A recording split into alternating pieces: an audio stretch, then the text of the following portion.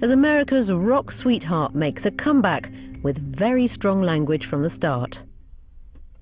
Well, I have mad episodes because I'm a bit mad. For 3 weeks, I've got the opportunity to hang out with the woman some call the Queen of Rock, Courtney Love. It's a critical time for her. The ultimate showbiz survivor is on a mission to get her life back on track. I was a bit of a nutbag. I'm not anymore. For some, she's always been known as the drug-fueled rock star and rock widow of Kurt Cobain. Yet she's also an Oscar-nominated actress and critically acclaimed singer-songwriter who sold over 5 million albums. But in 2003, it all went wrong for Courtney Love. She became addicted to crack cocaine and was in and out of court. Her career nosedived and she attempted suicide. I wanted to die. She's not supposed to be alive. She's supposed to be, a pretty corpse. As I joined her, only 3 months out of rehab, she was setting out to conquer the demons that have haunted her for years, recording a deeply personal make-or-break album. With unparalleled access to the woman herself and her previously unseen personal archive, our cameras are invited in to follow her progress. If I don't get this out, I'd be suicidal, That's all there is to it. I'm drowning. My whole world is in your hands. March 2006. I'm on my way to Courtney Love's house in Beverly Hills. I'll be filming her for the next 3 weeks. She lives in a rented house just off Sunset Boulevard. She's only been in for a couple of months. Before then, she was bound by a home detention order, living in a hotel up the road. I arrive mid-chant.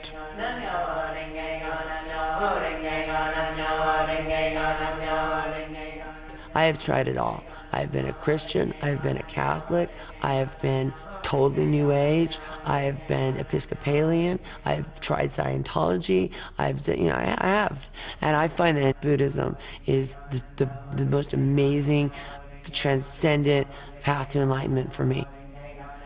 It absolutely works. It's an aggressive, you sit and you say Nam Myoho Renge Kyo, and you sit at your altar and you chant. And the cool thing is you chant for shit that you want, and you get it. These are the things I chant for. Perfect home, perfect man. Stay sober, help a certain friend in Hollywood, movie by July 1st, Kurt, Lindsay Lohan, and Kate Moss. I chant for them.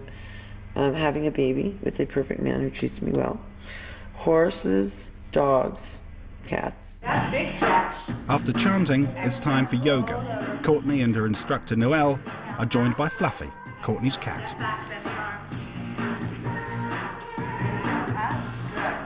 This first experience is all a far cry from the tabloid Courtney Love I'd read about.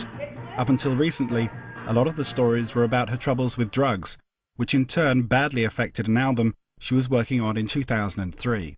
A lot of heart went into it, and it got ruined because her and her friend were coked out, and that is the truth, and that is the fact, and everybody knows that. Well, not everybody knows that, but Courtney knows that. Her shaming became more and more public. 24 months ago or 36 months ago, watching her on court TV looked like she was beyond lost. The photos and the footage showed someone out of control.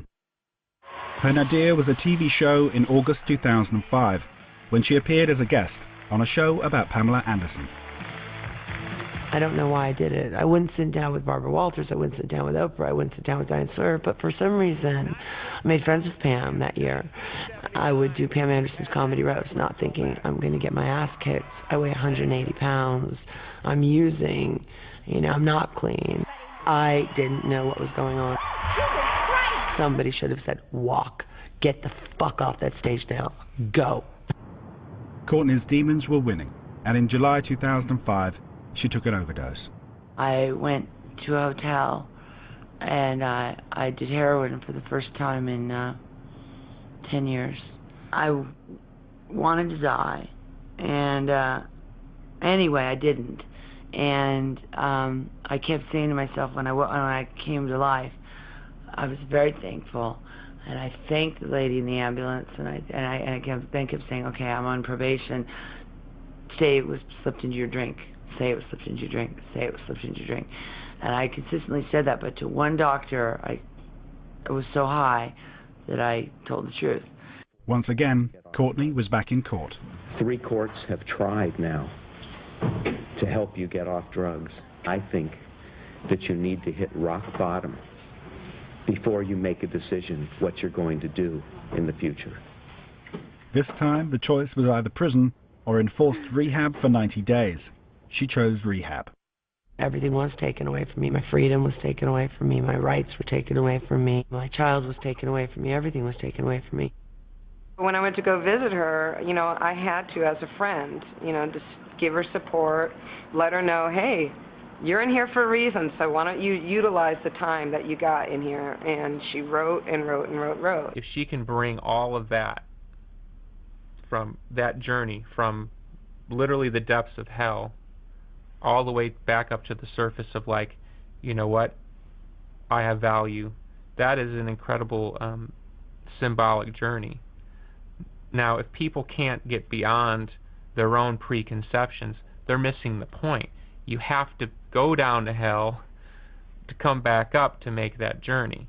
Most motherfuckers won't step 2 feet out the door and sit in very deep judgment of others who go there. Courtney's only been out of rehab for 3 months. Her situation is vulnerable. She is still an addict in recovery. Do you sometimes, like, suddenly bolt upright in the middle of the night and think, I just, you know, really want like a cold sweat? Want some drugs? Yeah. A lot. Yeah, a lot. You know, the relapse statistics are huge.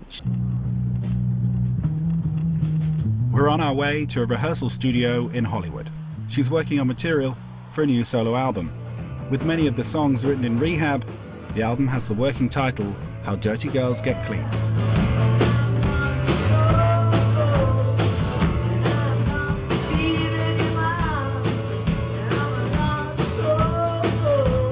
It seems, for Courtney, a key part of her recovery over the next few weeks will be focusing on her music. Yeah, for me, every one of these songs is a personal experience. And they're all acerbic, you know, none of them are tender love songs or very nice, you know, they're all songs about disasters.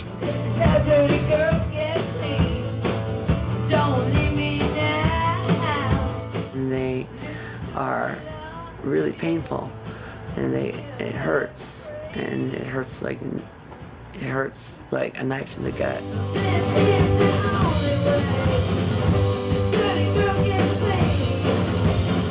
I've never been in this situation before.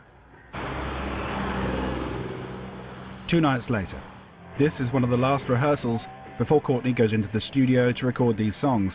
The importance of this new album in Courtney's recovery is becoming clear, and there's pressure now on everyone. Did you record that?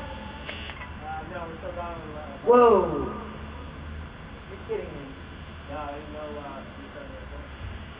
Okay, that is so fucked up, I can't even believe that. Get this one, guys. Yeah, you got it. And don't fucking not get it again, or I will not be back here. I'm happy to be the cunt. I will be the bitch. I have to make this one record, and it may be my last record. You know, maybe the last thing I'm ever compelled to do this way, and I have to make it. The girl's hair.